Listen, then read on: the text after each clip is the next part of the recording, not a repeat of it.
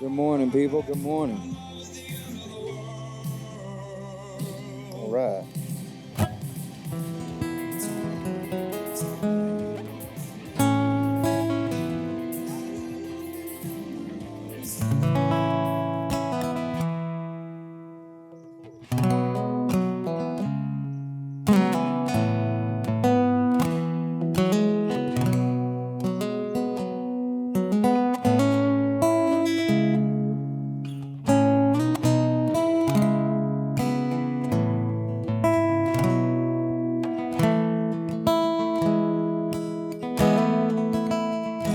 Bless the Lord, oh my soul, oh my soul, worship His holy name.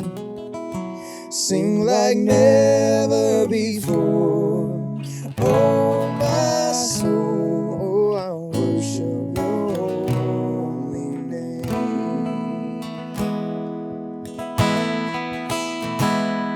The sun comes up, it's a new day dawning. I need to sing your song again.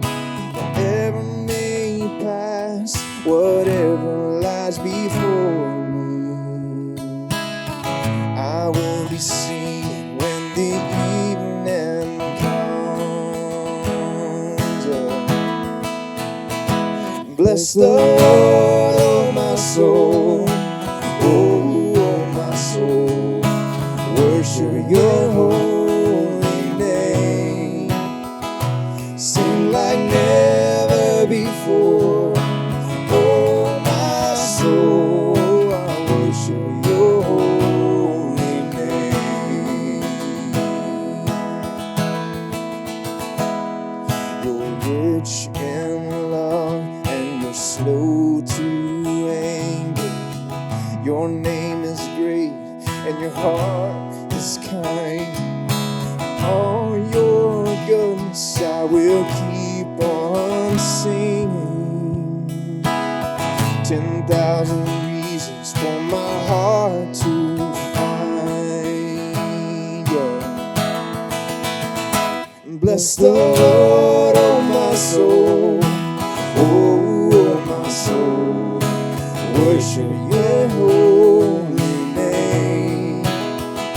Sing like never before, oh my soul, I worship Your holy name.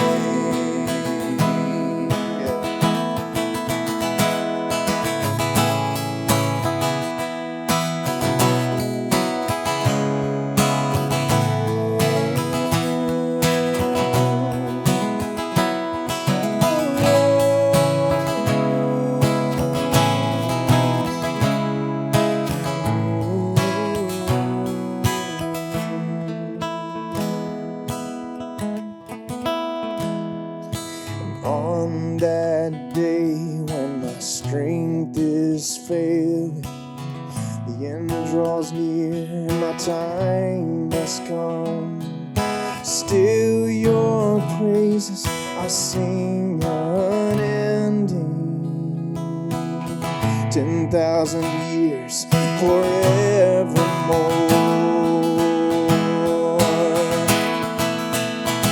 Bless the Lord, oh my soul, oh my soul, I worship Your holy name. Sing like never before, oh my soul, I worship Your holy name. Oh, I worship Your holy name. Oh, I worship Your holy name. Let's sing that again. And bless the Lord, oh my soul, oh my soul, worship Your holy name. Sing like never before, oh my soul, oh I worship Your holy name. Bless the Lord, oh my soul, oh my soul, worship your holy name. Sing like never before, oh my soul, oh I worship your holy name. Amen.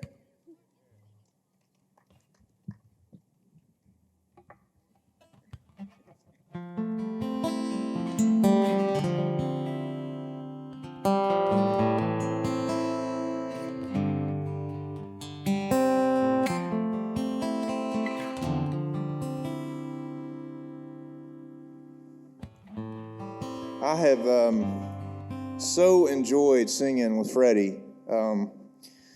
It's just such a awesome experience to be able to lead with him, and he's a good brother. So if you hadn't got to know him, you need to get to know him.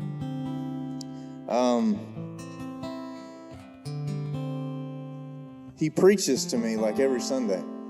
It's just awesome. I mean, I walk away encouraged, and that's what we need to do, man. We need to preach to each other, you know? I mean, Keith gets tired of preaching to all of us all the time, man. He's ready for us to start preaching to each other, man, encouraging each other, loving on each other, right? We don't want to shine a light into the dark. It's easier to curse than to bless. And don't ask us to understand the plight of our fellow man. We're more comfortable on this side of the fence.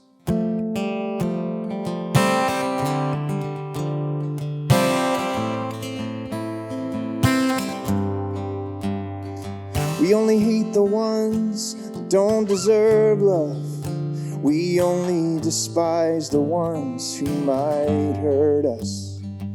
And we will forgive, but only if the offenders never re-offend.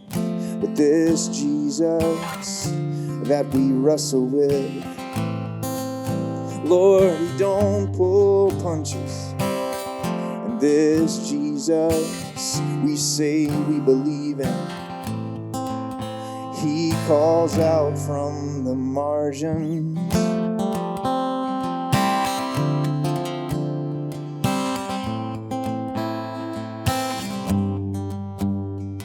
This Jesus died hanging on a cross, and all of his friends abandoned him. But we call foul when the world laughs at us. We have the gall to call it persecution. But this Jesus became a servant to the broken, unforgotten few. This Jesus stood silent when he was falsely accused. This Jesus pulled back the curtain to reveal a deeper, much wilder love. And this Jesus, I feel certain, he looks nothing like us.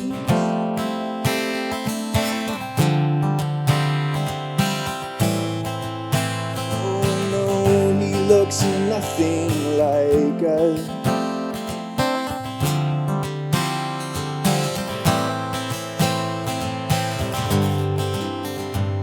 So we'll march downtown when we don't get our way. But this king we elected is gonna set things straight. And as we press on to make our country great, we'll pray like hell that Jesus will cooperate. But this Jesus, he's a wild one. Oh, and he's too unpredictable. This Jesus, he's a stallion. Oh, and he won't let himself be broke.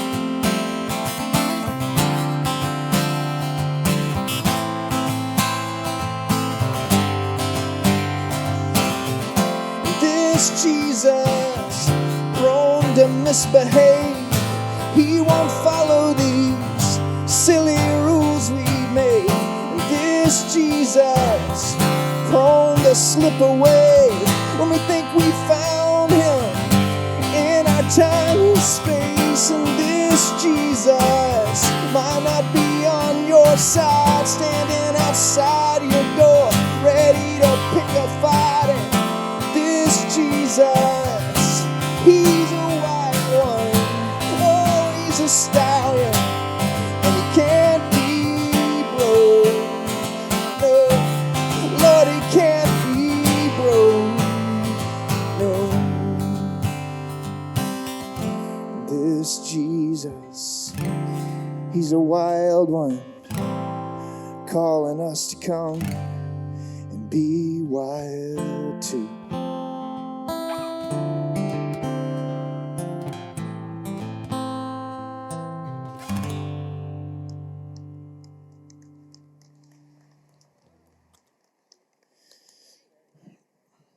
Jesus, I just pray today, God, that you would just give us an extra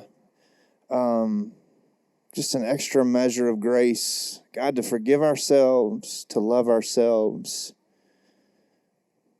to stop the self-condemnation, to stop the self-hatred, God, to be reminded of who we are in you, to be reminded of the lavish love that you pour out on us each day we wake up. God, today may we find safety in your love. God, may we find freedom from judgment, freedom from fear, freedom from scarcity. And God, today, may today just be an echo of what life could really be like if we chose to walk in step with you. We chose just to surrender our rebellious hearts. In your name we pray, amen.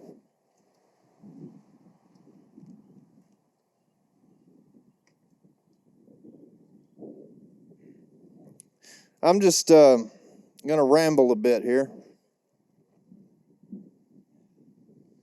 I'm going to keep this short because I really got to go pee. I'm going to be honest with you. Yeah. And if there's any more coffee over there, if somebody could get me a hotter upper, I'd really appreciate it. And Fred, here comes Freddie. Look at, no, wait, Dwayne. Dwayne's the coffee dude. I got to let Dwayne. Meet him halfway. Meet him halfway. There you go. Man, I just love the way we love each other out here. Every time I pull up, my boy Dwayne sees me coming and runs over there and gets him a hotter upper, gets me a hotter upper, and walks over and we drink coffee together as we walk around and talk. Man, it's just good stuff, man. Hey, Mitzi, how are you? You're looking gorgeous today, by the way. But I'm just going to ramble a bit. So there's a story that's in John. First of all, Freddie talked about, if you guys weren't here, I kind of give you a very quick recap. He preached on John 17, and I'm continuing on with 18. Charlie preached on 16 the week before, so that's kind of what we're doing. Last week was about Jesus' prayer. If you haven't read that prayer in John 17, please read it. It's amazing. Freddie did an incredible job of walking us through that, and talking about the beauty that Jesus actually prayed for us specifically when he said, I also pray for those. Thank you, brother. Love you, man. Dwayne used to not tell me he loved me back. Now he does. I'm like wearing him down, man. Or Jesus is wearing him down, I should say. But, that Jesus prayed for us, like he specifically prayed for you and I, those who would believe. He just carefully unpacked that last week. And if you got Facebook, if you want to go back and watch that at some point, that'd be good to do. And, hello to all of our friends who watch online, who can't really get out right now with the pandemic and stuff. Bless you. We love you. Such a blessing to see the comments and things every week. So, John 18 is a story about where Jesus is about to be or gets arrested. You know, his ministry's been rocking on, and he's been upsetting the apple cart. And we're going to talk about how he did that and why he did that. There was a lot of controversy. There was a lot of, Jerusalem at the time was a melting pot of cultures, and a lot of racism and anger and fear and frustration. And the Romans were trying to take over, and the Jews were fighting against the Romans. And it's just a lot going on in that time. And so, but Jesus, I heard a guy say one time that Jesus led the most revolutionary movement that we've ever known. And we're still talking about today, and he never lifted a sword. Isn't that incredible? He never used violence. So he's standing in the garden with his disciples, and what's going to be the last time he gets to hang out with them in this way. And he just wrapped up that long prayer that Freddie talked about last week. And starting in verse 1. I'm in the wrong one. There it is. Starting in verse 1, it says, when he had finished praying, Jesus left with his disciples, crossed the Kidron Valley. On the other side, there was a garden, and he and his disciples went into it. Now Judas, who betrayed him, knew the place because Jesus had often met there with his disciples. So Judas came to the garden, guiding a detachment of soldiers and some officials from the chief priests and the Pharisees. They were carrying torches, lanterns, and weapons. Jesus, knowing all that was going to happen to him, went out and asked them, "Who is it that you want?" "Jesus of Nazareth," they replied. "I am he," Jesus said. And Judas, the traitor, was standing there with them. When Jesus said, "I am he," they drew back and fell to the ground. Again he asked them, "Who is it that you want?" "Jesus of Nazareth," they said. Jesus answered, "I told you that I am he. If you are looking for me, then let these men go." This happened so that the words he had spoken would be fulfilled. "I have not lost one of those you gave to me." Then Simon Peter, who had a sword, drew it and struck the high priest's servant, cutting off his right ear. The servant's name was Malchus. I think I'm saying that right. Jesus commanded Peter, "Put your sword away. Shall I not drink the cup the Father has given me?" Then the detachment of soldiers with its commander and the Jewish officials arrested Jesus. They bound him, brought him first to Annas, who was the father-in-law of Caiaphas. I'm screwing those words up. The high priest that year. Caiaphas was the one who had advised the Jewish leaders that it would be good if one man died for the people. So there was a lot going on back there, and there was some political unrest, right? Like Jesus had the Romans wanted to maintain control, and the crowd was getting restless. They wanted somebody to die, right? And this leader of the day said, somebody's going to have to die, right?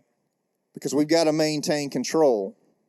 We've got to maintain this political grip, this legal grip that we have on the people. So this story is accounted 3 times in the gospel. This is one time. This is John. And I want to read the other accounts too, just snippets of it, because I think it's important. First of all, I love the fact that they knew the guy's name who got his ear chopped off. And we'll talk about that here in a second. So this is Matthew 26:51. So in verse 51, get to it here. I should have brought a real Bible instead of my phone. Jesus replied, "Do what you came to, friend," talking to Judas. Then the man stepped forward, seized Jesus, and arrested him. With that, one of Jesus' companions Now, it doesn't say Peter here. It just says one of his companions. So maybe Matthew didn't see who did it, but drew his sword and struck the servant of the high priest, cutting off his ear. Put your sword back in its place, Jesus said to him. For all who draw the sword will die by the sword. Do you think I cannot call on my Father, and he will at once put at my disposal more than 12 legions of angels? But how then would the scriptures be fulfilled that say it must happen this way? I love that statement, that if you live by the sword, you will die by the sword. And they saw that all around them. People were fighting and killing each other. But Jesus slips into this scene, into the world, for 30 some odd years and lives a completely different way. All right, let's look at Luke, and then we'll kind of talk a little more. Luke is the doctor. You count on the doctor to read it this way. It's pretty funny. Let's see here. Luke 22:51, sorry, if you're reading along here. 51, oh, went too far. 51. Jesus answered, no more of this. He touched, back up. Okay. While he was still speaking, a crowd came up, and the man was called Judas, one of the 12, leading him. He approached Jesus to kiss him. But Jesus asked him, Judas, are you betraying the Son of Man with a kiss? I love the way Jesus just looks him dead in the eye and makes him confront what he's really doing. When Jesus' followers saw that what was going to happen, they said, Lord, should we strike with our swords? And one of them struck the servant of the high priest, cutting off his ear. And Jesus answered, no more of this. He touched the man's ear and healed him. He put the dude's ear back on. I remember in Sunday school when I was a little kid watching that, and I was like, how the hell did that happen? Picks up the guy's ear. I remember, if I'm not mistaken, I think one of our teachers had a flannel graph of this scene, and there was a loose ear laying down there. And she picked up, and guy didn't have an ear, takes off his ear, and Jesus puts the ear back on. Flannel graph. If you don't know what flannel graph is, it's pretty cool. We were never allowed to touch the flannel graph, which kind of ticked me off a little bit. I mean,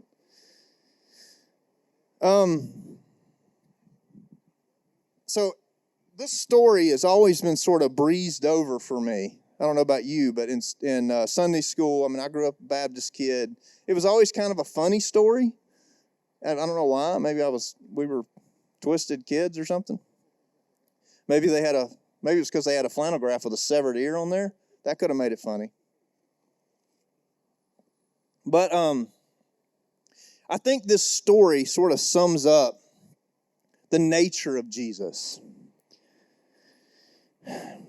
Jesus is incredibly frustrating to me in some ways.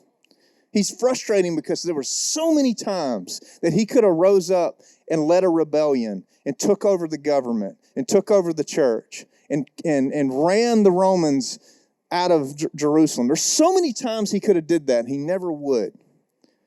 And in fact, Peter would say things like, Jesus, because Jesus talked about this new kingdom, but they didn't understand what the new kingdom was. A lot of us don't understand what it is. Some of us think it's America, the Christian nation still, right? It's not. It's a kingdom that we can't see. It's already here, but not yet, right? It's a slow-moving train, as Bob Dylan calls it. But this kingdom that's already here and not yet. But he frustrates me because I thought everything could have been different. I mean, these people were taxed at like 50 and 60% of their income. They were held hostage by this evil regime. Jesus could have made all of that better. But the more I get to know Jesus, the more I'm starting to understand why. It's because violence changes a moment, but love changes history.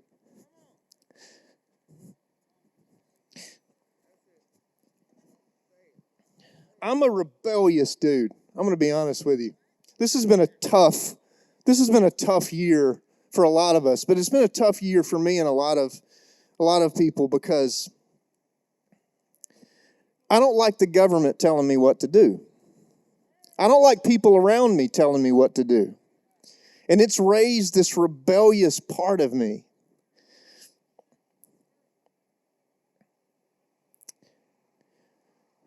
There's been a lot of talk this year about rights. And look, I'm going to be honest with you. I'm a dude from the South. I love my guns. I love my bourbon. I love my steak. I love deer hunting. I love fishing. And I love my America. You know what I'm saying? I love all those things. But I'll tell you, we started this country on rebellion, right? We rebelled against, and I'm not saying that there's not a place for action. There's not a place for resistance. There is. Like, that's in us. God put that in us, right? But here's the deal, man. When I signed up to follow Jesus, I gave up my rights. All of them. Every one of them. And I see us out here, like a lot of times we have to break up fights out here, right? Like how many times have we broke up people's fight because somebody stole something out of somebody's backpack? How many times have we had to intervene because somebody broke in line in front of someone else? We don't like being taken advantage of. But Jesus comes in and says, hey, if a man wants your shirt, give him your coat too. If a man demands that you walk a mile, walk 5 miles with him. Because Jesus says that we're free people. And we think freedom, well, then I'm going to grab my sword and I'm going to fight for my freedom. Jesus says, no, you're free to submit. You're free to lay down. You're free to give up. You're free to love when somebody hates you. You're free to turn the cheek when somebody slaps you. And look, we have to acknowledge we have that place in us. It wants to fight, and that's good. It's God-given. But Jesus says, you're free to not let that dominate your mind. You're free to not be driven by that. I'm just going to read you some things I wrote down. I wrote this last night. I was laying in bed. Jesus was brought down through conspiracy. All right? Now we say it like Jesus died for our sins. He died to save us. And yes, all that's true. But in that cultural moment, Jesus died as a result of a conspiracy. Jesus died because he pissed off the wrong people. Men who conspired to get rid of him. But why? Because the love that he showed was unprecedented, unpredictable, and unconventional. It was too radical. You can't love like that and maintain control over people. Don't you see, like, the church hated Jesus back then. Why did they hate him? Because he told a woman caught in adultery that she's free, that she's forgiven. Because the church likes to take those things, and they like to use guilt to enslave us, right? But Jesus says, no, you're free from all of that. Jesus told the woman at the well, he called her out on everything she had done wrong, and he drew close to her. He didn't push away from her. But the church back then, and even today, we push people out that are doing wrong. Jesus said, no, take me to the house where you've got 4 or 5 dudes living with you. Let me spend some days with you. And that woman was changed because love changes everything. Jesus changes everything. His love was too wild, and it produced wild people. You know, people that can't be controlled, right? Jesus was a rebel, not because he fought the system. He was a rebel because he loved people that were forgotten by the system. How many of you feel forgotten? How many of you feel cast down? How many vets do we see that fought for our country that are living on the street corners? How many lower income families that can't feed their kids, that are cast out and that are forgotten, that are looked over? I'm a big fan of, as a lot of us are, I'm a big fan of the story of the civil rights movement. Not because I'm a guilty feeling white dude. We get that a lot in our society. God doesn't call us to live out of guilt, but God calls us to acknowledge and to revisit and to learn from our past and learn from our history, right? And I love watching the footage, and I love hearing Dr. King give those speeches. That I Am a Dream speech is just an incredible speech. And that last sermon he preached, where he says, I may not get there with you. I may not go with you. And he didn't. I think it was the next day he was murdered, tragically. I love the story of Martin Luther King because he led the way Jesus led. He was dedicated to nonviolence, and there was so many people around him that it ticked him off, because there were so many African Americans back then. It's like, no, we need to fight. And it wasn't that Dr. King ignored that. He even said that riots are the language of the unheard.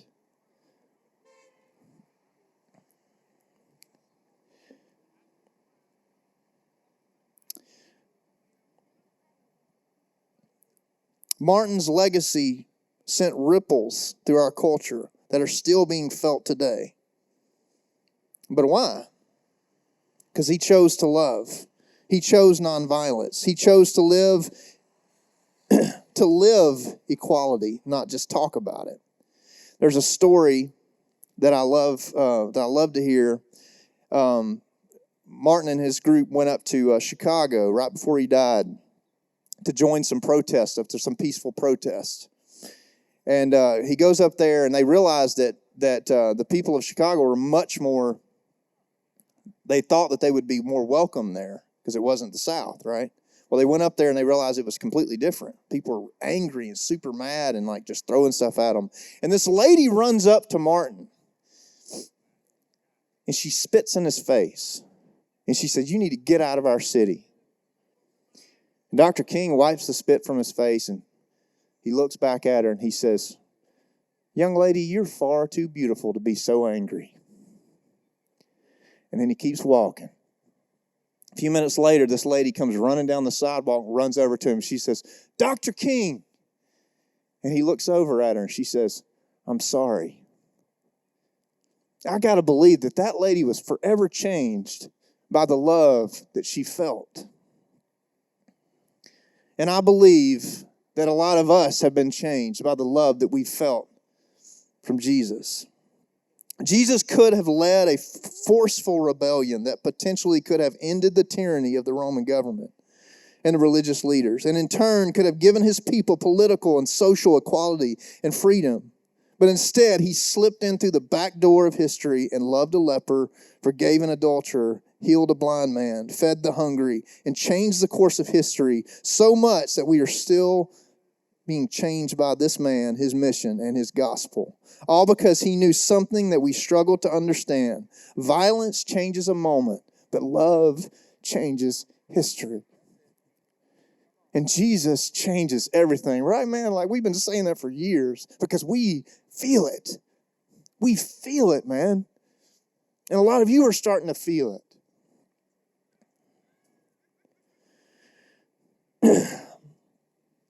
Here's the deal. Jesus told Peter, puts the guy's ear back on.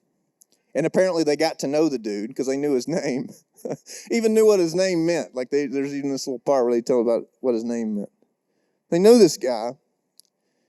And Jesus looks at him and he says, if you live by the sword, you die by the sword. If you're guided by violence, if you're guided by anger and aggression, you're going to die that way. we live by the sword, we die by it. But maybe not a literal death, but something inside of us dies a little when we choose not to love. Our hearts begin to shrivel until one day we wake up and there is only scarcity, loneliness, and fear.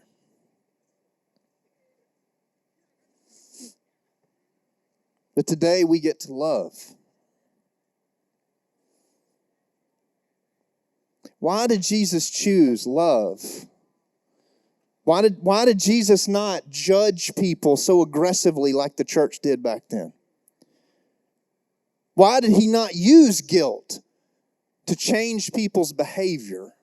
Why? I mean, it'd been so easy. You know what I'm saying? Like, why not say, hey, if you don't change, you're gonna get it.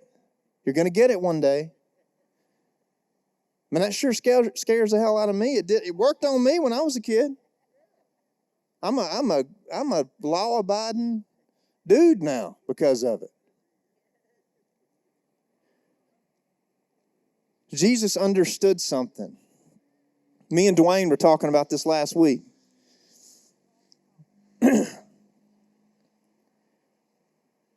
Jesus didn't have to use manipulation and anger and fear and violence to change people.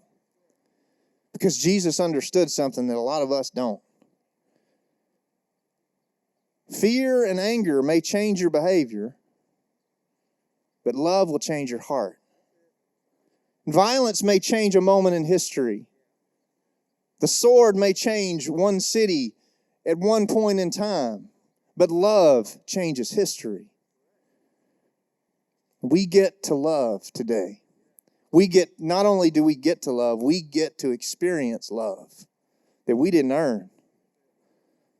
We get to experience lavish love.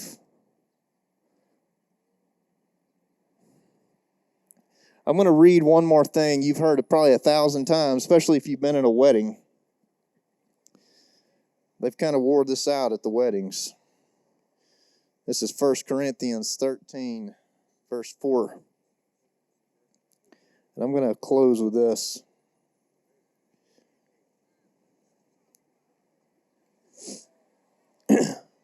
This is, I think, Paul, I'm pretty sure. Am I right about that? Paul wrote Corinthians? Yeah.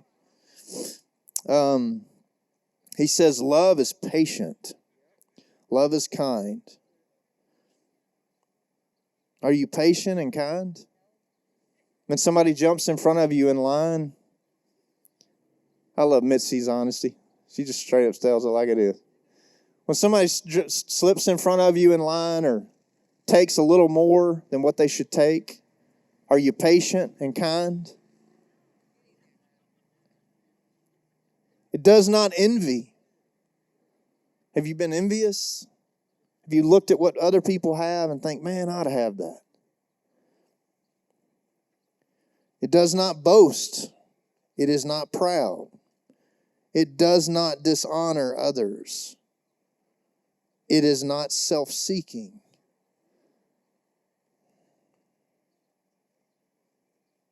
It is not easily angered.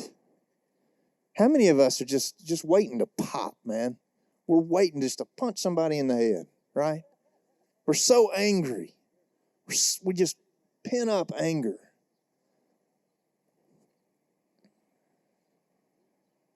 It keeps no record of wrongs. Well, we're good at that one, aren't we?